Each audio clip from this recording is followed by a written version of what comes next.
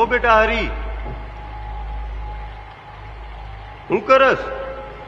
કાંઈ નહીં બાપુ, જો ને અને ક્યારનો નીણ નાખવું પણ ખાતું જ નથી. અહીંયા અમારો દીકરો સમજાવું તને. આપણે એના હાટું ઘાસ લઈ આવીએ કે ભૂખ નહીં. તો બાપુ ભૂખ ક્યાં મળે? ભૂખ પેદા કરવી ને એ કાળા માથાના માનવીના ગજા બારની વાત છે.